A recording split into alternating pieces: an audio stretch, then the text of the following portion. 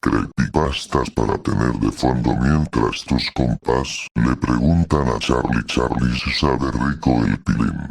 Quiero empezar agradeciendo a Nixcore por ser miembro del canal y a Toronto por su donación de 50 pesos.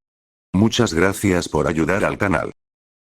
Aprovechando que toqué el tema, quisiera también que si te gusta mucho el canal y quieres apoyarlo, pero no puedes por motivos económicos o por cualquier otro motivo, no te preocupes, esto no es obligatorio, es básicamente un lujo. Por supuesto que agradezco mucho a quienes donan dinero al canal, pero también tengo mucha estima a aquellos que participan en el canal comentando y dando like. Sobre todo comentando porque puedo saber quiénes comentan XD. Solo eso, mis panas. Comentar y dar like ayuda muchísimo, no se preocupen si no pueden donar.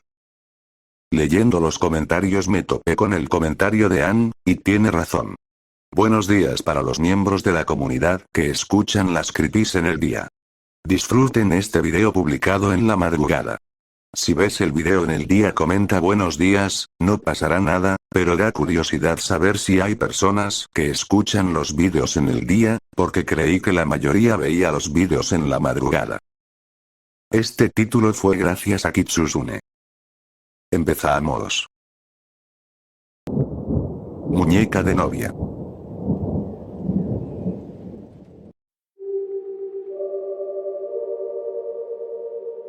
Recuerdo que cuando era niña, tendría unos 11 años, me quedé a dormir en casa de una amiga.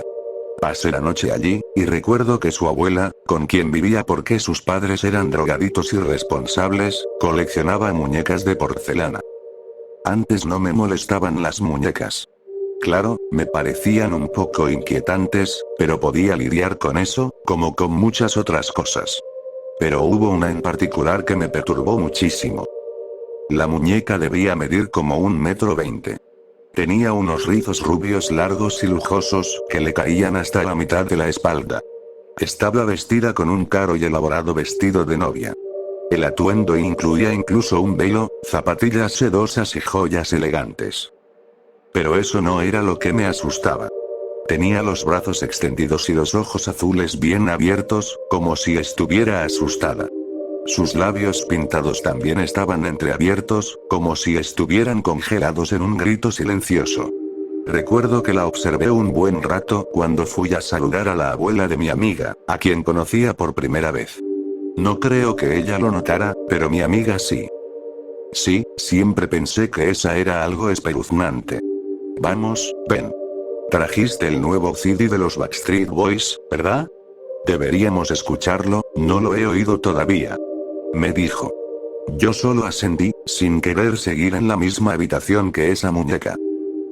Hicimos las típicas cosas de niñas preadolescentes. Vimos Spice World y escuchamos algunos CDs pop, cantando fatal junto con las canciones. Toda idea de la muñeca espeluznante se me fue de la cabeza.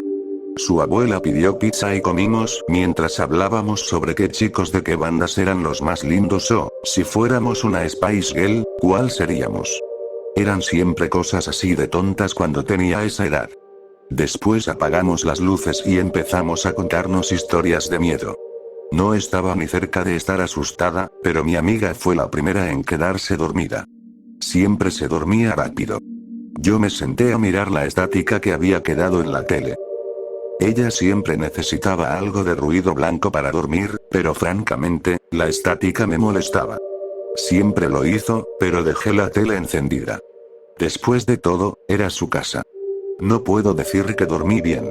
No tuve pesadillas ni nada, simplemente no podía dormir. Creo que parte de eso era por el crujido ocasional del piso. Era una casa vieja, así que lo dejé pasar. Pero entonces, por última maldita vez, me desperté.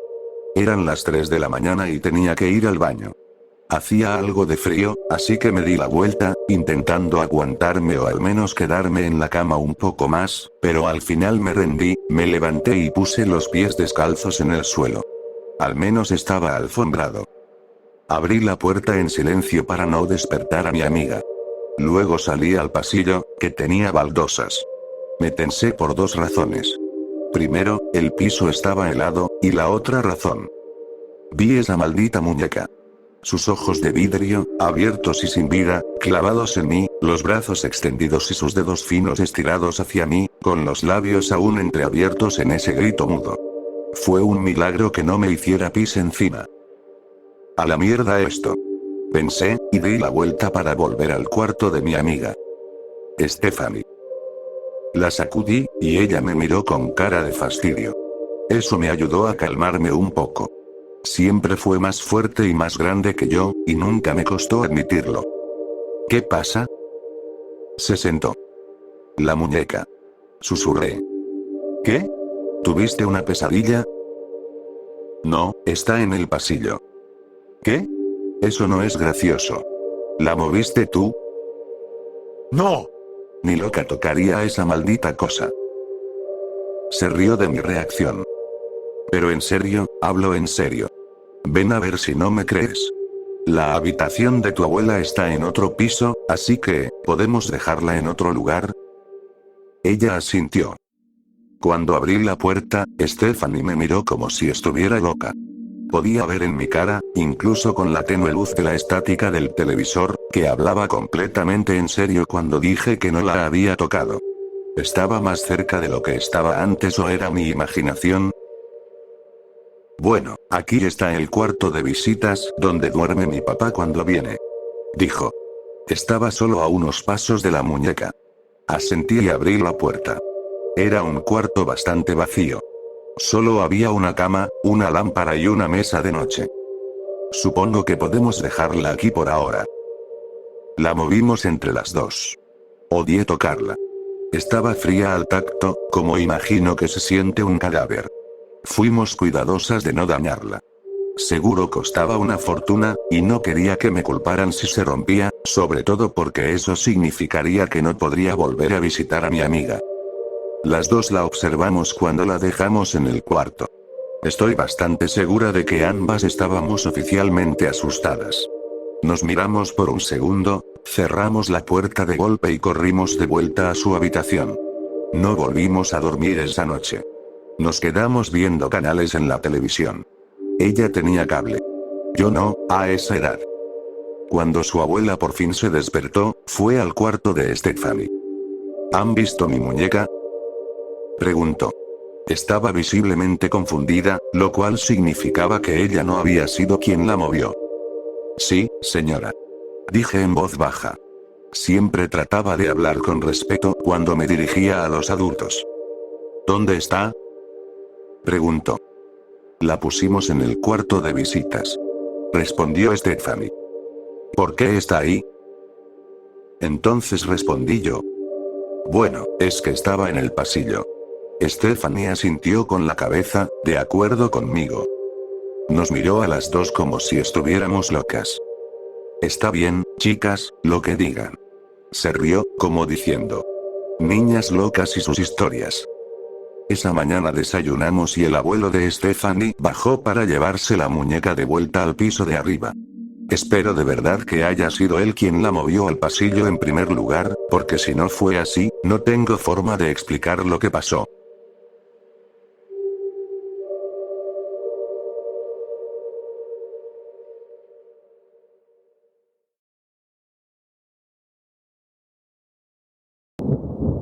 No tengas tanto miedo de la oscuridad.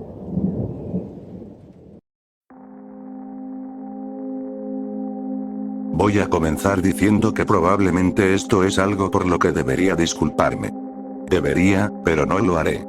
Mis razones están justificadas, y probablemente estés de acuerdo conmigo una vez que leas lo que tengo que decir. Ahora no pongas los ojos en blanco pensando que esta es otra historia donde te paso el monstruo de mi cabeza a la tuya. Es mucho más simple. Estoy muy cansado. He estado despierto los últimos días y necesito dormir. Y para poder dormir, tengo que explicarte algo. No a un tú vago e indefinido, sino a ti. La persona que está leyendo esta historia. El tú literal y real. Necesito tu ayuda, y me vas a ayudar si sigues leyendo esto. He estado pensando sobre historias de monstruos, y me topé con algo que me parece interesante. ¿Cuáles son, probablemente, los temas más comunes en las historias de monstruos? Luz y oscuridad. Los monstruos te encuentran en la oscuridad, acechan en la oscuridad, viven y se reproducen en la oscuridad. La oscuridad es su elemento, les permite cazarnos. Claro, la mayoría de estas historias son simples bromas o cuentos de miedo escritos para ser leídos a oscuras, pero unas pocas son reales. Nunca escuchas lo reales que son, porque cuando las cosas se salen de control, no hay nadie que nos lo cuente. ¿Esperas que una víctima del Slenderman escape y vuelva aquí para advertirnos a todos? ¿Crees que la policía va a reportar causas sobrenaturales cuando encuentran un cuerpo destrozado, teniendo tantos osos en el bosque? La única forma de saber qué historias son reales es quedar atrapado en sus relatos. Pasa, te lo prometo. Y luego está la luz. La ruta de escape, el lugar seguro, el arma para ahuyentar al mal. La antítesis de la oscuridad. La luz es el único sitio donde los monstruos no pueden alcanzarnos. Algunos la usan como un recurso para el susto, pero nadie muere a manos de un Wendigo en una tarde soleada. La luz es segura, y hay miles de ejemplos que lo respaldan. Toma esta misma página web. Las letras claras nos distraen del abismo negro del fondo. No lo descartes, de verdad, puede que sea más fácil leer texto blanco sobre fondo negro, pero si estás enfocado en las letras blancas, no estás mirando al fondo. Y no necesitas leer cada historia de esta wiki para empezar a ver rostros donde no hay ninguno. No puedo probar que algo te esté observando mientras lees esto, pero al menos puedes consolarte sabiendo que, si lo hace, tú estás viendo el texto blanco en su lugar. Hazme un favor y descruza las piernas. Siéntate cómodo. Acércate un poco. Todavía estás algo agitado por la historia anterior, tal vez tienes frío. No estás asustado, solo te gusta hacerte lo más pequeño posible mientras lees. Bueno, no lo hagas. Créeme, estás más seguro si estás más cerca de la luz de la pantalla. No solo mantiene a raya la oscuridad, ya verás a lo que me refiero. Y sigue leyendo. Así que te estás preguntando. ¿Luz y oscuridad? ¿Y eso qué? ¿Me vas a decir que relea cada línea para un susto rápido? No desvíes la vista, no escribí nada así. Esta no es esa clase de historia. Esta es la clase de historia en la que te ayudo a ver un patrón. Los humanos le temen a la oscuridad por una razón. En ausencia de luz, somos presa fácil. Nunca veremos venir la amenaza. Dormimos por la noche esperando que, al despertar, cualquier peligro ya haya pasado. No saber significa no tener razones para temer. Aún así, seguimos siendo vulnerables al dormir, pero saber que hay una amenaza empeora la amenaza. Al menos, esa ha sido mi experiencia. Ahora piensa en esto. No hay muchas historias donde un monstruo ataque a alguien que jamás supo de él. Hay algunas, pero ninguna es real. Pero las historias reales tienen algo en común. Los monstruos solo pueden encontrarte si sabes de ellos. Y mientras más sabes, más peligro corres. ¿Alguna vez una maldición te mató al leer solo la primera línea de un pergamino antiguo? No. Tienes que leerlo completo antes de estar en peligro. Solo te acosa un fantasma después de escuchar susurros e intentar entender lo que dicen. Si lo ignoras, solo puede molestarte. La muñeca antigua solo roba tu alma después de que aprendes sobre su origen macabro. Hay miles de ejemplos. El punto es que saber del monstruo lo deja encontrarte. Te convierte en un objetivo. Pensé entonces. Todos los monstruos viven en la oscuridad, pero ¿qué se necesitaría para que existiera uno en la luz? No es la oscuridad la que te mata, es no verlos venir. Y también es posible quedar cegado por la luz. ¿Quién dice que no puede haber un monstruo que te ataque justo cuando tus ojos quedan cegados por destellos de sol reflejado en el parabrisas de un auto? ¿O por el reflejo del sol en una ventana lejana? ¿O por mirar fijamente una bombilla? Los monstruos rara vez atacan por los lados, ni por la espalda. Les gusta que sepas que están ahí. Vienen de frente, para que veas su forma retorcida antes de morir. Y para eso, necesitas no poder verlos. Otro elemento común. Los monstruos son rápidos. Pueden ser lentos si quieren, pero generalmente son muy veloces. Puede ser coincidencia que tantos sean delgados y flexibles. O puede que sea un diseño conveniente. Los monstruos rápidos cazan, y los gordos, si existen, tienen que atrapar. Si nuestro monstruo de la luz fuera real, tendría que ser rápido. Y difícil de ver.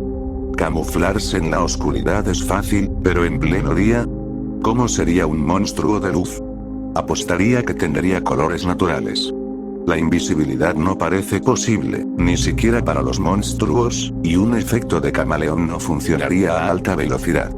Si logras ver bien a un monstruo de luz, apostaría a que sería color beige. Y muy delgado. Como un insecto palo. Probablemente no te interesa toda esta lluvia de ideas. O tal vez sí. No me importa cuál sea el caso, solo necesito que sigas leyendo un poco más. No estás en peligro, y nada viene hacia tu casa. Si algo viene, probablemente fue por algo que ya hiciste, no por mí. Créeme, ya casi llegamos y estoy muy cansado. Queda un último gran detalle que los monstruos tienen en común. Piensa otra vez en cómo eligen a sus presas. Tienes que saber de ellos para que sean una amenaza. No son como depredadores normales, no pueden acercarse a cualquiera. Por eso somos afortunados. Aún más afortunados porque nos encanta compartir estas historias. No es solo diversión. Hay una razón, muy dentro de la parte más primitiva de tu cerebro, por la cual vienes a leer estas historias. Aquí debemos imaginar una polilla. Una sola polilla, frente a un búho monstruoso. Cuando el búho necesita elegir su comida, solo tiene una polilla para escoger. Si la polilla no quiere morir, tiene que encontrar otras polillas para distraer al búho. Así que la polilla le informa a otra polilla sobre el búho monstruoso, y de ese modo, sus probabilidades de morir bajan del 100% al 50%. La primera polilla ya no es el único objetivo, y la segunda no será el único objetivo cuando descubre cómo murió la primera. Si la palabra se esparce lo suficiente, entonces todas las polillas tendrán solo una mínima posibilidad de ser seleccionadas entre la multitud para convertirse en comida. Seguridad en los números. Por eso vienes aquí y lees estas historias, porque al sumarte a la lotería, haces que sea un poco más seguro para todos los demás. Siempre hemos sido muy buenos trabajando en conjunto como especie. Por eso me alegra que sigas leyendo. Probablemente ya te estás dando una idea de hacia dónde voy con todo esto. A estas alturas, en realidad me estás ayudando mucho, pero necesito explicar un poco más antes de poder descansar. He estado despierto los últimos días porque no creo que sea seguro dormir a ninguna hora del día. Por la noche, me siento intranquilo. La oscuridad total guarda algo al acecho, y todos mis instintos me dicen que no es seguro. Me siento frente a la luz de mi pantalla y pienso. Hago estos pequeños ejercicios mentales para mantenerme despierto, y en el proceso, tropecé con una idea más verdadera de lo que pensaba. Y durante los últimos días, he estado notando cosas extrañas. Movimientos veloces en el borde de mi visión. Demasiado rápidos para seguirlos. No creo que esté destinado a verlos, y creo saber por qué los veo de todos modos. Cualquier depredador que se vuelve demasiado eficiente enfrenta la extinción. Si el búho se come a todas las polillas, morirá de hambre. Demonios, la única razón por la que el ébola no se ha vuelto una amenaza global es porque mata a sus víctimas demasiado rápido como para que puedan contagiar a muchas otras. Así que nuestro depredador eficiente ya no tiene un grupo de presas del cual elegir. Cada vez que se descubre una nueva presa, es asesinada antes de poder advertir a los demás. El depredador está débil, y se está desesperando. Ya no puede mantenerse como antes, pero sigue teniendo mucha hambre. Así que creo que ahora puedes imaginar por qué debería disculparme. Pero no creo estar haciendo algo que no deba. No puedes desarrollar muchas defensas contra un depredador verdaderamente eficiente, aunque lo hayamos intentado. Somos rápidos, fuertes e inteligentes. Lo único que puede hacer la polilla es aumentar el tamaño de su grupo tanto como pueda y esperar que la probabilidad no lo elija. Y en este momento, yo soy parte de un grupo muy pequeño. Pero creo que ya sabes lo suficiente. Mis probabilidades deberían estar disminuyendo ahora, o aumentando, dependiendo de cómo lo veas. Voy a arriesgarme y dormir un poco. Está empezando a amanecer, pero si descanso ahora, podré sobrevivir otra noche. De todos modos, no deberías preocuparte, pero si llegas a ver cosas en el rabillo del ojo, te sugeriría que evites mirar algo demasiado brillante.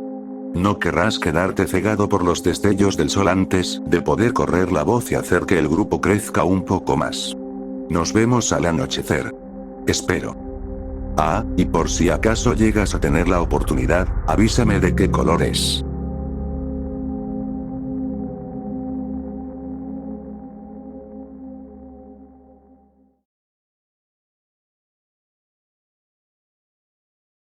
Una ex amiga psicópata de la secundaria planeó matarme porque estaba loca por un chico. Esta es una historia que he querido contar desde hace mucho tiempo. Sí, es muy larga. Es tan larga como necesita ser para poder decir todo lo que tengo que decir. Incluí un resumen al final. Todo esto sucedió entre 1995 y 2002. Todo el mundo ha tenido un mal amigo o dos. Yo tuve una amiga épicamente mala. Si no me hubiera pasado a mí, jamás habría creído que ese trastorno mental era real o que alguien pudiera comportarse así fuera de una película del canal Lifetime. Crecí en el norte de Indiana. Fui a una escuela secundaria grande a mediados de los 90, y en mi último año conocí a una estudiante llamada Hannah, que se había transferido recientemente desde la principal escuela secundaria católica de la zona. Era raro cambiarse tan tarde de una escuela privada a una pública. Hannah dijo que la habían expulsado por una pelea con otra estudiante por un drama con un chico. Según ella, la otra chica había hecho acusaciones y la había denunciado por atacarla. Fuera lo que fuera, la policía había intervenido y le habían puesto una orden de alejamiento. Eso había provocado su expulsión y así fue como la conocí. Hannah juraba que nada de eso era cierto. Que jamás intentó lastimarla. Después fui a la universidad en Indiana. Ella fue a Florida. Un día, una amiga mía del dormitorio se cruzó con un chico que conocía de la escuela católica en mi ciudad natal. Cuando él se fue, mi amiga me contó que había presenciado un incidente extraño. Dos chicas peleaban por él, ambas convencidas de que eran sus novias secretas. Lo raro era que él no salía con ninguna. Luego dijo que una de ellas era una tal Hannah. Ese verano volví a mi ciudad y Hannah también. Salimos un par de veces. Le conté lo que me había dicho mi amiga. Me dijo que me contaría la verdad. Tenía un crush con ese chico, pero lo vio hablando con otra chica llamada Julie y se puso celosa. Decía estar convencida de que Mike, el chico, quería estar con ella, y que Julie debía haber dicho algo malo sobre ella. Julie era popular, bonita, porrista, Hannah la odiaba. Y me dijo que había decidido ver si podía hacer que Julie se suicidara. Dijo que no funcionó, pero que sí le dio una crisis nerviosa. Le pregunté qué había hecho. Fuimos a su casa. En su cuarto, sacó algo del fondo del closet. Unos libros. Uno era sobre cómo usar trucos sucios para vengarte de la gente. El otro tenía un dibujo de un personaje jalándose el cabello y decía con letras grandes: gaslighting. Hoy es una palabra común, pero en 1995 jamás la había escuchado. Le pregunté de qué trataba ese libro y me dijo que era sobre cómo volver loca a una persona. Que era fácil. Solo tenías que hacerle creer que las cosas no pasaron o que lo que recuerda nunca ocurrió. Me contó lo que realmente le había hecho a Julie un par de años antes en la secundaria. Fingió ser su amiga. Le pidió su número de teléfono, esto fue mucho antes de que los celulares fueran comunes, y empezó a llamarla de forma anónima. Tenía un amigo de la iglesia que estaba enamorado de ella. Le ofrecía favores sexuales a cambio de que fingiera ser Mike por teléfono. Cada vez que él hacía esto, recibía sexo oral. El falso Mike le decía a Julie que no hablara en la escuela, que era mejor mantener la relación en secreto. Hannah le dejaba notas en el casillero firmadas como Mike. Luego, el falso Mike hacía planes con Julie para encontrarse en el centro comercial o en el cine, y nunca aparecía. Suena tonto, pero ellas tenían 14 o 15 años en ese entonces. Me contó que había hecho algo súper vergonzoso pero que funcionó. Grabó un cassette con canciones y, entre pista y pista, susurraba frases como "quieres morir o deberías matarte". Lo ponía en su habitación cuando Julie iba a visitarla. Julie lo notó, claro, y Hannah se hacía la tonta con cara seria, jurando que no escuchaba nada. Su hermano también entró a propósito como parte del plan y le dijo a Julie que no se escuchaba nada, que debía estar loca. Los padres de Julie decidieron confrontar a Mike y a su familia por el trato hacia su hija. Mike no tenía idea de lo que pasaba. Como los padres de Julie lo acusaron por algo que jamás hizo, ella quedó públicamente humillada y en la escuela todos decían que estaba loca. Hannah adoró todo eso, hasta que los padres de Julie revisaron la factura del teléfono. Mike no había llamado nunca, pero sí había muchas llamadas anónimas. Todas venían del número de la casa de Hannah. Julie la confrontó en la escuela, y ahí ocurrió un altercado en la escalera. Julie decía que Hannah empezó a gritar que Mike era su novio secreto. Hannah estaba furiosa por eso. Decía que Julie se lo había inventado para vengarse y humillarla. Afirmaba que Julie exageraba todo lo que había pasado en la escalera, que solo la había empujado sin querer. Y no estaba avergonzada. Estaba orgullosa. Lo único que le molestaba era que la hubieran descubierto, pero decía que en su escuela católica aún muchos pensaban que Julie estaba loca, así que para ella eso era una victoria. No se defendía. Solo decía que, si le gustaba un chico, haría lo que fuera por estar con él. Ese verano empezó a salir con un tipo llamado Derek. Cada vez que la veía, me contaba historias sobre su vida sexual intensa y secreta con él. Decía que era un romance oculto, a espaldas de su novia. Una vez lo vimos en una fiesta y él le gritó que lo dejara en paz.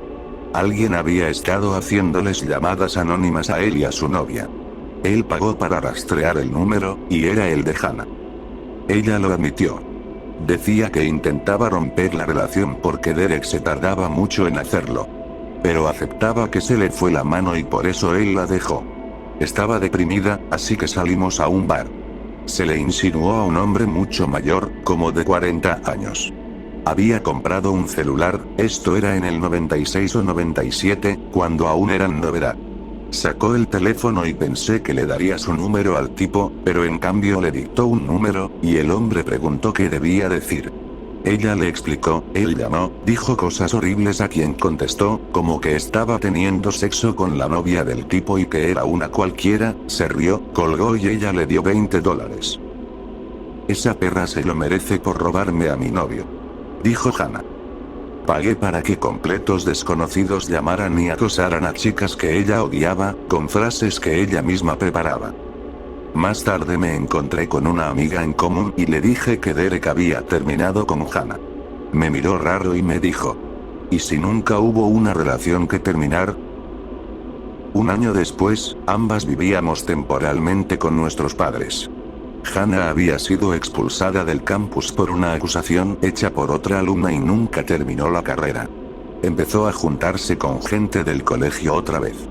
Una de ellas era Kelly, una chica con la que había sido buena amiga. Algo había pasado entre ellas, porque ahora la odiaba. Decía que Kelly estaba usando a su nuevo novio Dan para poner celoso a otro tipo, y que además tenía una ETS y estaba preocupada porque él no lo sabía. Pasé por su casa una noche y vi 2 patrullas afuera. Fui a mi casa y la llamé, pero me dijo que no podía hablar. Al día siguiente la vi. Pensé que les habían robado o algo así. Pero no. La policía fue a interrogarla por un incidente reportado. Hannah estaba molesta.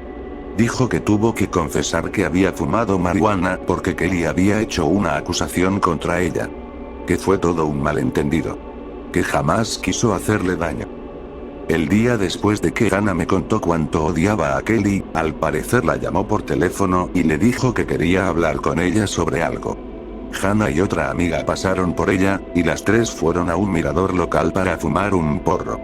La otra chica se quedó abajo mientras Hannah y Kelly subieron solas a hablar en privado. Hannah le pidió a Kelly que mirara algo, y cuando Kelly se volteó, según su relato, Hannah la agarró y trató de empujarla por el borde. Estaban a unos 30 metros de altura y probablemente habría muerto por la caída. Kelly dijo que forcejearon, logró recuperar el equilibrio y salió corriendo, gritando lo que Hannah había intentado hacerle. Hannah dijo que todo había sido un malentendido. Un accidente. que solo quería mostrarle algo, pero que había perdido el equilibrio porque estaba colocada por la marihuana, y que agarró a Kelly para no caerse, no para empujarla. Afirmaba que Kelly casi se cayó porque reaccionó de forma histérica. Pero Kelly insistía en que Hannah lo había hecho a propósito, por celos de su relación con Dan. Decía que era evidente para todos que Hannah estaba obsesionada con él. Lo que Kelly no dijo, sin embargo, fue que ambas habían fumado marihuana antes del incidente, y cuando Hannah sí lo mencionó, la policía dijo que no tenían pruebas suficientes para proceder. Y, además, no les gustó que Kelly omitiera esa parte. Ahí se rompió la relación de Hannah con casi todas sus amistades del colegio, al menos por un par de años. Kelly sostuvo su versión, y sus amigas le creyeron. La gente empezó a recordar todos los rumores extraños que seguían a Hannah desde secundaria. Yo lo encontré sospechoso, pero no podía creer que realmente hubiera intentado matar a alguien. Pensaba que esas cosas solo pasaban en películas, no en pueblitos de Indiana. Aún así, ya no quería ser su amiga. Me avergonzaba estar cerca de ella. En ese punto, casi no le quedaban amistades en el pueblo. Me llamó para decirme que necesitaba un cambio de vida. Que iba a seguir otra carrera y se mudaría a Minneapolis. Se fue en 1998, y honestamente pensé que no volvería a verla. Ojalá hubiera sido así. 1 año y medio después me llamó. Dijo que le iba bien, que la mudanza había sido lo mejor que pudo hacer.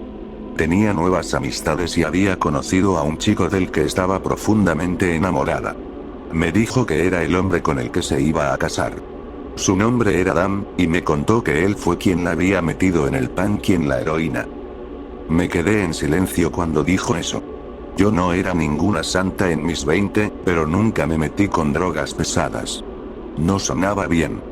Hannah insistía en que no era una adicción. Que era maravillosa y fácil de controlar si eras cuidadosa. Su estilo de vida había cambiado por completo. Antes era más tipo hippie, pero eso ya no existía. Ahora todo giraba en torno a su cabello, el punk, la heroína y Dan. Quería venir de visita. Fuimos al centro comercial y se detuvo en un kiosco porque quería comprar un celular. Ella vivía a 8 horas de distancia, en otro estado, con otro código de área. Tuvimos una pequeña discusión por eso. En el año 2000, los celulares se compraban con tarifas locales, y las llamadas en roaming eran carísimas. Hannah me dijo que lo dejara, que ya había investigado y todo estaría bien. Compró el teléfono y registró a su novio Dan como el usuario principal. Luego se fue. Noté que había olvidado su rizador, y quise darle una sorpresa llamándola a su nuevo celular. Ella había configurado el teléfono en mi casa y yo había visto el número en el identificador de llamadas. Nadie contestó. Saltó directo al buzón de voz de Dan. El mismo Dan que había salido con Kelly años atrás. El mismo del que Hannah estaba supuestamente obsesionada. No había duda. Era el mismo Dan. Colgué. Y me quedé preguntándome por qué me había mentido sobre quién era su novio. Minutos después, Hannah me llamó desde su teléfono original. Fingió que era pura coincidencia que yo hubiera llamado a ese número. Dijo que se había cruzado con el Dan del pueblo y que como él había perdido su celular, ella le dio el que recién había comprado. Le dije que era raro que justo le comprara un teléfono a su novio Dan y terminara dándoselo a otro Dan con el mismo nombre. Dan es un nombre muy común, sí, y ella se rió diciendo cuántos Danes conocía. Unos meses después volvió a llamarme. Quería venir de visita otra vez en verano. Y no importaba lo que dijera sobre tener control sobre la heroína, ya era evidente que tenía una adicción completa. Su vida había cambiado. Su novio Dan se había mudado a Chicago. Hannah decía que aún se amaban, que seguían juntos, pero que estaban en una especie de pausa porque había pasado algo con su exnovia. Que solo se veían en privado. Según Hannah, la exnovia de Dan no aceptaba que habían terminado y llevaba meses acosándolo. Era una de las razones por las que se había mudado. Hannah también dijo que esa chica había intentado suicidarse con una sobredosis de heroína cuando descubrió que ella y Dan estaban juntos. Por eso su relación era secreta. Por eso ella había venido al pueblo. Dan supuestamente iba a unirse a ella más tarde, y ya tenían planeado un encuentro. Yo quería conocerlo. Pero Hana decía que él no se comportaría como su novio si había otras personas presentes. Empecé a cuestionarla. Se enojó. Dijo que no me dejaría conocerlo porque yo no entendería su relación. Discutimos. Le ordené que se fuera de mi casa y dejé claro que no quería tener nada más que ver con ella. Su madre me llamó aproximadamente un año después. Me dijo que Hana estaba viviendo con ellos en Atlanta porque algo muy malo había pasado en Minneapolis. Hana ya no tenía amigos. Su madre, directamente, me rogó que por favor la perdonara para que al menos tuviera a alguien con quien hablar. Me contó que Hana había pasado 3 meses en rehabilitación y que ya no estaba usando heroína, pero emocionalmente no estaba bien. Tenía que hacer un viaje de regreso a Minneapolis para encargarse de algunas cosas y recoger algunas pertenencias. Su madre temía que estar de nuevo en ese entorno y cerca de sus antiguas amistades la hiciera recaer. Me dijo que era muy importante que Hana no recayera. Si lo hacía, las consecuencias serían graves. Me pidió que la acompañara. Le dije que sí. Hana no quiso decirme qué había pasado. Solo dijo que alguien casi muere, que había sido un accidente, pero que seguía siendo su culpa. Condujo hasta mi ciudad para recogerme y salir rumbo a Minneapolis, pero dijo que antes teníamos que hacer una parada. Fuimos a un bar viejo del centro donde solíamos salir cuando ella vivía aquí. Dijo que tenía que encontrarse con alguien. Entró una chica joven, Hana se le acercó, la abrazó y empezó a llorar. Le pedía perdón una y otra vez, diciéndole que necesitaba que entendiera que había sido un accidente. La chica le dijo que la perdonaba, pero que su vida había sido muy difícil desde entonces y que no podía tener más contacto con ella ni seguir siendo su amiga. Hana le preguntó si había hablado con su exnovio y si había tenido la oportunidad de arreglar las cosas con él.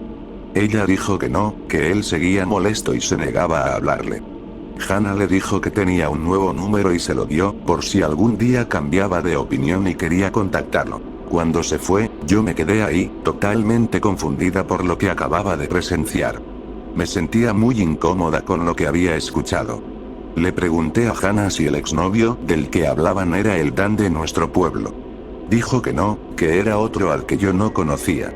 Me dijo que ella y su Dan habían terminado porque él seguía usando heroína, y que hablar de él era demasiado doloroso. Me pidió que por favor, cuando estuviéramos en Minneapolis, no mencionara su nombre. Que sus amigos ya sabían no tocar ese tema frente a ella, y que me pedía lo mismo a mí. Cuando llegamos a Minneapolis, la chica con la que nos estábamos quedando resultó ser una de las ex compañeras de cuarto de Hana. Y ahí fue cuando descubrí lo que realmente había pasado y por qué Hana se negaba a hablar del tema. La chica del bar también había sido una de sus compañeras de piso. Fue la que casi muere por algo que hizo Hana. Nos instalamos, y Hana dijo que podía explicarme lo que había pasado un año atrás. Un año. Fue la primera vez que me di cuenta de que todo había sucedido mucho antes de lo que creía. La ex compañera de cuarto dijo que le alegraba que Hana estuviera limpia, pero que necesitaba una explicación. Quería saber por qué había intentado matar a la otra chica. Esas fueron sus palabras. No lo llamaba accidente. Dijo que ella había estado ahí, que lo vio, que Hana lo hizo a propósito, y que quería saber por qué. Esto fue lo que contó. Una amiga de Indiana había terminado con su novio Dan después de que Hana le dijera que él la había engañado y había embarazado a otra mujer. Hana la invitó a vivir con ella en Minneapolis para alejarse de él y empezar de nuevo. Ella no sabía que Hana era usuaria de heroína. No le gustó Minneapolis. En las pocas semanas que llevaba ahí, tuvo mala suerte y, aunque Hana trataba de convencerla de quedarse un poco más, ella ya había decidido que se iba a ir. Se arrepentía de haber terminado con Dan. Quería hablar con él, ver si podían arreglar las cosas. Habían estado juntos casi 2 años. Estaba preocupada porque había perdido todo contacto con él. Hana, usando contactos en común, consiguió su número, pero él se rehusaba a responderle o devolverle las llamadas. Estaba muy angustiada y le dijo a Hana que pasaría por su apartamento antes de volver a Indiana. Le quedaba un día antes de irse.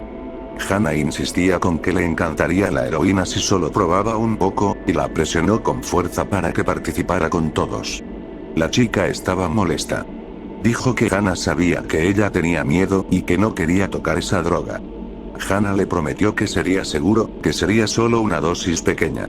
Le dijo que sabía lo que hacía. Ella accedió. Hannah compró la heroína y compró mucho más de lo habitual, según dijo, para una fiesta.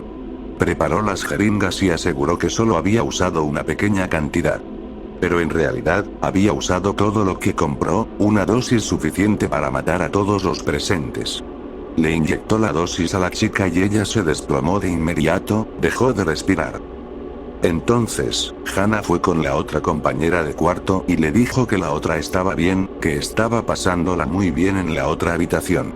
Intentó convencerla de que se inyectara también. Pero ella quiso comprobar cómo estaba la otra primero. Hannah se acercó a la chica inconsciente, simuló una conversación con ella, e intentó hacerle creer a la otra que todo iba bien. Pero cuando la chica la vio por sí misma, notó que ni siquiera respiraba. Entró en pánico y empezó a gritarle a Hannah por haberle mentido. Corrió por el teléfono.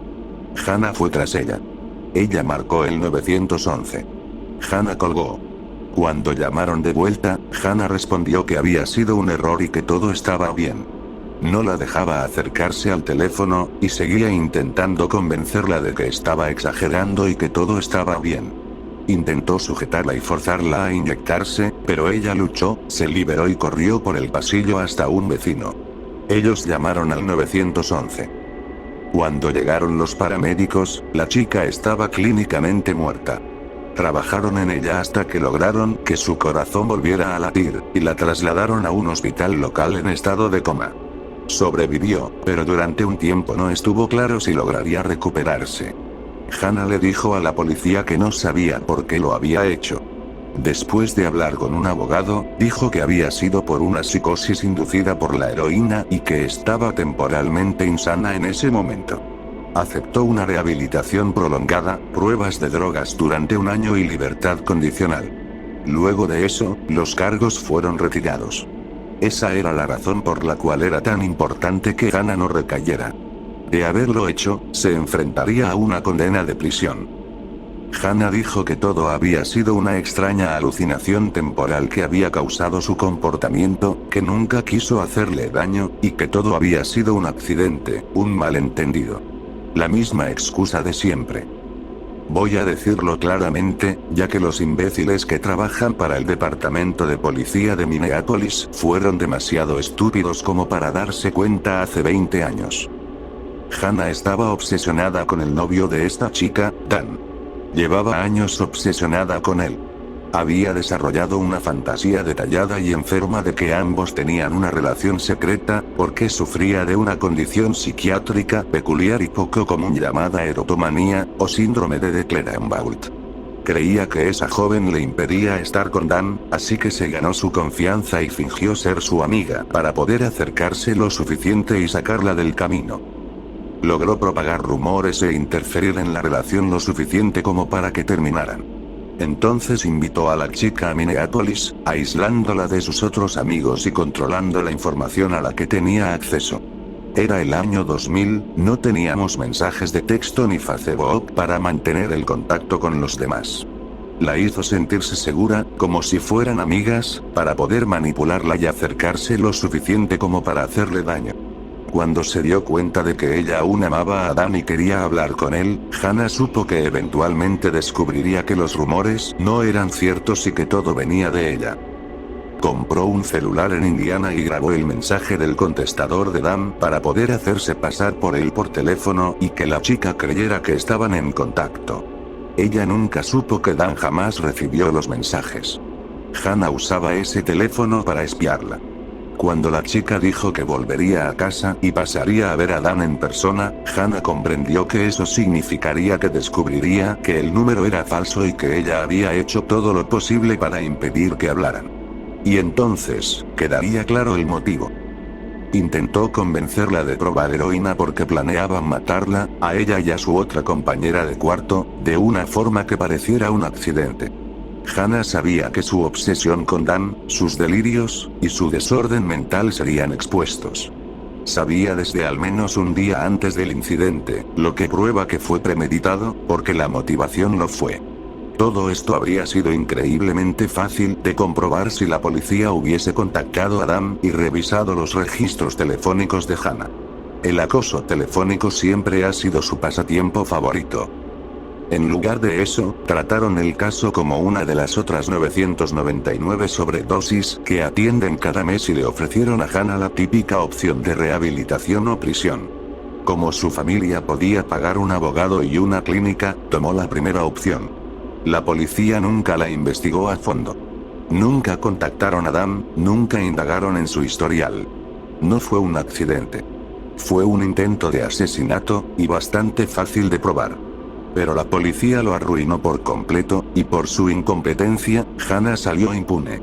Por cierto, en caso de que algún imbécil del departamento de policía de Minneapolis llegue a leer esto, no hay prescripción legal para el intento de asesinato en primer grado. En ese momento, yo no sabía nada de esto. Solo intentaba ser un apoyo para una ex amiga suicida a punto de recaer en la heroína. Tenía mis sospechas, pero cada vez que le hacía preguntas a Hannah, ella decía que era muy doloroso hablar del tema, o me manipulaba emocionalmente diciendo que no respetaba sus límites. Me juró que esa chica jamás había tenido una relación con el Dan de nuestro pueblo, a quien habíamos conocido años atrás. Volví a Indiana, y Hannah volvió con sus padres a Atlanta. Pasó un tiempo sin que habláramos. Después me llamó para decirme que quería visitar su antiguo pueblo. Una vez más, la dejé quedarse en mi casa. Nos encontramos con Dan. Se había mudado a Chicago, pero justo ese fin de semana estaba de visita. No lo había visto en años. Hannah lo había contactado para juntarse. Pasó toda la tarde tratando de apartarlo para hablar con él, pero él dejó claro que solo había ido porque quería verme a mí. Había terminado con Kelly hacía años, pero yo pensaba que tenía otra relación estable. Dan me dijo que su novia lo había dejado un año antes y que simplemente desapareció. La llamó muchas veces, pero ella lo cortó por completo. Fue amable conmigo, atractivo, divertido, y me invitó a salir. Quedamos en vernos al día siguiente. Lo vi en un bar, pero apenas me vio, se dio la vuelta y se fue sin mirarme. Me sentí herida y confundida. Hannah fue sumamente comprensiva. Se disculpó por no advertirme sobre cómo era él y me dijo que tenía una especie de patrón extraño en el que mentía a las chicas y jugaba con sus emociones fingiendo interés. No era la primera vez que un chico me mentía, pero algo en esto se sentía distinto. Una semana después, recibí mi préstamo estudiantil y decidí volver a la universidad para terminar mi carrera. Me mudé a un par de horas de distancia. La primera persona que me llamó fue Hannah. Una vez más, quería visitarme. Dijo que había comprado una sorpresa para mí y que necesitaba dármela en persona. Tenía algo muy importante que contarme, y aunque sonara raro, me pidió que prometiera no decirle a nadie que venía a verme. Le seguí la corriente. Cuando llegó a mi departamento, lo primero que me preguntó fue si le había contado a alguien que estaría ahí. Al principio le dije que no. Entonces dijo que tenía algo para mí y metió la mano en su bolso. Se detuvo y dijo que solo quería asegurarse de que nadie supiera que estaba ahí. Yo ya me sentía frustrada y respondí sin pensar que solo lo sabían mi mamá y mi mejor amiga. Hannah se enfureció. Se molestó muchísimo de que hubiera contado que venía y se negó a mostrarme lo que había traído. Salió y lo encerró en la guantera de su auto, diciendo que no quería que yo hurgara entre sus cosas y lo encontrara. Siguió repitiendo que quería hablar de algo, pero que no era el momento. Al final, decidió irse un día antes. Un par de semanas después, un día cualquiera, Hannah simplemente apareció en la puerta de mi casa sin avisar. Yo estaba hablando por teléfono con mi mejor amiga, quien, por cierto, fue al mismo colegio católico que Hannah. No eran amigas cercanas, pero la conocía. Estaba hablando con ella cuando vi a Hannah acercarse a mi puerta.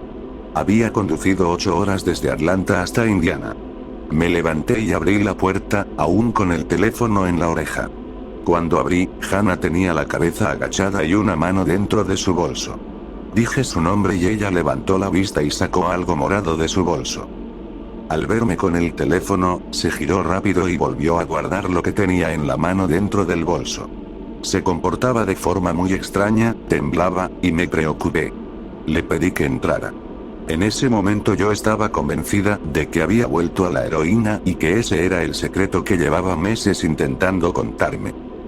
Dijo que estaba mal por un chico y que necesitaba hablar conmigo. Dijo que tenía algo que quería mostrarme, y sacó de su bolso un arma. Era un revólver morado y negro, y por el color supe que era lo que había sacado cuando abrí la puerta. Dijo que estaba revisando que el seguro estuviera puesto y que tuve suerte de no haberla asustado más porque pudo haberme disparado por accidente. Explicó que tenía el arma porque había vuelto a consumir heroína y le daba miedo la parte de la ciudad a la que tenía que ir para comprarla. Yo no lo sabía en ese momento, pero los revólveres no tienen seguro.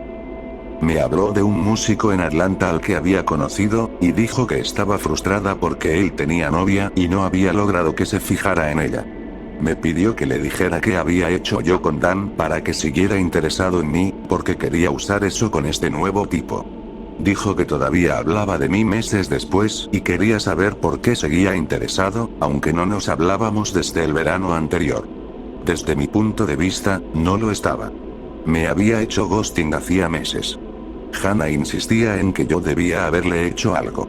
Era como si sugiriera que lo había hipnotizado o alguna tontería por el estilo, y quería que se lo confesara. Le aclaré que no había hecho nada, que él me ignoró y luego nunca me devolvió las llamadas cuando intenté contactarlo. Ella lloró, bebió durante un par de horas y luego condujo 8 horas de regreso a Atlanta en plena madrugada. Solo para dejarlo claro. Fue Hannah quien me dio el número de Dan. Después de eso, algo muy extraño empezó a pasar. Recibí una llamada de un número anónimo, y cuando contesté, era Hannah. Me dijo que alguien quería hablar conmigo y me conectó a una llamada de 3 vías con otra persona. Era el compañero de cuarto y mejor amigo de Dan, el que vivía en Chicago, y empezó a gritarme, preguntando por qué estaba jugando con Dan y haciéndole daño. Dijo que Dan estaba volviéndose loco y que yo debía llamarlo y dejar de hacer lo que sea que le estaba haciendo. Le dije que no sabía de qué hablaba, que Dan nunca me había llamado, que yo sí había intentado llamarlo y. Entonces se cortó la llamada. Luego otra llamada anónima, otra vez Hannah con otra llamada de 3 vías, y otro grupo de chicos gritándome que me matarían por lo que le había hecho a Dan. Y de nuevo, la línea se cortó antes de que pudiera preguntar de qué hablaban. Llamé a Hannah para preguntarle qué demonios estaba pasando. Fue la conversación más loca y perturbadora que he tenido en mi vida con alguien. Al principio solo decía que yo había lastimado a Adam y que no debía volver a hablarle jamás ni tener contacto con él. Nada de eso tenía sentido, considerando que él me había ignorado durante meses. Hannah se alteró mucho y repetía que yo sabía lo que había hecho, solo que no lo quería admitir. Decía que Dan me odiaba y que nunca había querido nada conmigo, pero que yo le hacía cosas para que dijera lo contrario y fingiera que le gustaba yo en lugar de ella. No entendía absolutamente nada. Dijo que Dan era su novio secreto, que estaba enamorado de ella y que lo había estado por años. Dijo que estaban juntos desde que eran adolescentes, que yo lo sabía, pero fingía no saberlo. Le pregunté cómo podía haber sido su novia si yo conocía a otras chicas con las que él había salido. Ella empezó a gritar que esas no eran relaciones reales, que él solo fingía gustarles. Que cuando hablaba de ellas, en realidad hablaba de ella, pero que otras personas le hacían cosas que le impedían decírselo directamente. Pero que ella lo sabía. Aseguraba que él encontraba formas de hacerle saber que pensaba en ella. Dijo que todos sus amigos respetaban su privacidad, y por eso se hacían los locos cuando él fingía estar saliendo con otras personas. Seguía insistiendo que estaba enamorado de ella y de nadie más. Dijo que estaba harta de que la gente fingiera ser su amiga para luego apuñalarla por la espalda y meterse con su novio. Que no permitiría que nadie se interpusiera entre ellos, ni que nadie lo lastimara. Dijo que yo estaba obligándolo a olvidar lo que sentía de verdad, que le había dolido no estar con ella y que no dejaría que yo lo hiriera. Me di cuenta de que no tenía ningún sentido y que estaba completamente psicótica. Le dije que nunca me volviera a contactar y colgué.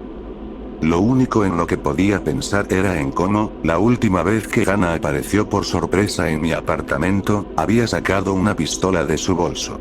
Había provocado una sobredosis letal de heroína a otra mujer, y otra más la había acusado de atraerla a un acantilado e intentar empujarla.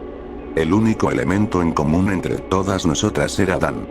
Llamé al número que tenía de Dan. Estaba desconectado. Me acordé de aquella situación extraña con el celular que Hannah había comprado un par de años antes. Encontré ese número antiguo en mi libreta de direcciones y lo marqué. Pero esta vez no era la voz de Dan en el buzón de voz, era la mía. La maldita psicópata había grabado mi mensaje de voz y lo había puesto en un teléfono que ella controlaba, y en cuanto descubrí eso, todo encajó perfectamente. Eso fue lo que ocurrió con aquella chica en Minneapolis, y esa era la razón por la que Dan había pasado varios meses creyendo que estaba en contacto conmigo. No había ninguna relación con Dan. Todo estaba en la cabeza de Hannah, y ella hacía lo imposible por mantener a otras mujeres alejadas de él para que su fantasía no se desmoronara. Hannah está psicótica. Tiene un trastorno mental llamado erotomanía, y consiste en la creencia delirante y fija de que otra persona está secretamente enamorada de ti. No todos los que la padecen se vuelven violentos, pero algunos sí. En ciertos casos, otras personas son utilizadas dentro de estos delirios psicóticos como parte de campañas de difamación crueles, manipulaciones y escenarios absurdos que buscan alterar la realidad para que encaje con lo que hay en su cabeza. Las personas que son vistas como obstáculos pueden terminar siendo víctimas de violencia extrema. Hannah apareció al día siguiente gritando frente a mi apartamento, exigiendo que la dejara entrar. No lo hice y me estaba preparando para llamar a la policía cuando empezó a llorar y dijo que Dan se había suicidado. Luego se fue caminando, y esa fue la última vez que la vi. Hablé con mis padres, quienes me dijeron que habían recibido varias llamadas de personas informándome lo mismo. Cambié de número para que no pudiera contactarme. Me comuniqué con la policía de Indiana, quienes me dijeron que si volvía a aparecer podían arrestarla por intimidación grave, pero no por nada que hubiera hecho meses atrás.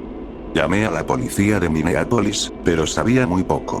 Solo su nombre, no sabía dónde ni cuándo había ocurrido todo. Pedí varias veces hablar con alguien, pero la mujer que me atendió dijo que no estaban interesados en escucharme. Me mudé para que no pudiera saber dónde vivía. Corté lazos con cualquier persona de mi ciudad natal que pudiera conocerla, para que nada le llegara sobre mi paradero. Lo último que supe fue que estaba acosando a otro hombre nuevo en Atlanta. Hubiera estado más que feliz de verla en un tribunal, pero por desgracia, la ley no funciona como en la televisión. Así que, a menos que algún día tenga el privilegio de estar presente en su audiencia de sentencia, Hannah de Indiana, que no nos volvamos a encontrar.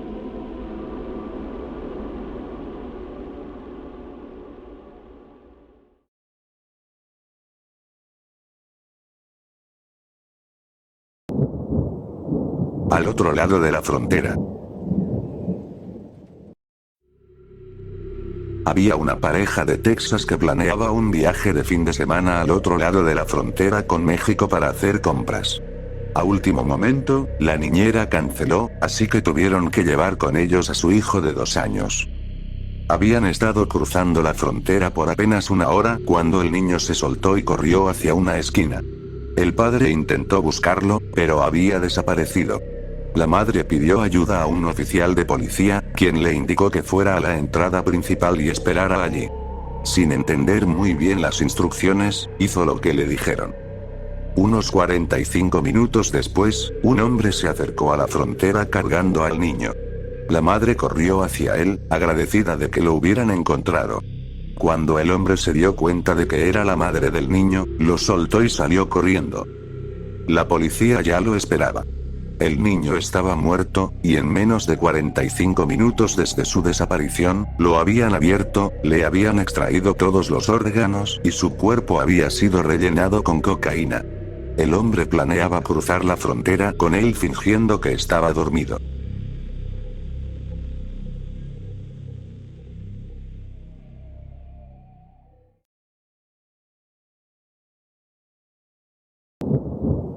La estación de tren abandonada. Existe la posibilidad de que, mientras haces un viaje en tren a través del país, pases por una estación oscura. El andén parecerá haber estado abandonado durante años. El tren tendrá que reducir la velocidad debido al mal estado de las vías, pero no se detendrá. Hay conductores que, por miedo, pasan mucho más rápido de lo que deberían solo para alejarse de esa estación, haciendo que el tren parezca a punto de desarmarse. Si le preguntas a algún miembro del personal sobre la estación, te dirán que no te preocupes y que regreses a tu asiento.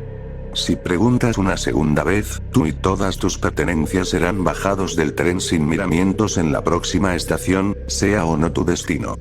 Allí podrías esperar hasta un día entero antes de que pase otro tren. Ha habido algunos curiosos que han decidido caminar las 5 millas junto a las vías para ver esa estación abandonada por sí mismos. Nadie sabe qué sucede cuando llegan. Algunos no vuelven a ser vistos ni se escucha de ellos otra vez, y otros se lanzan a las vías frente al siguiente tren que pasa.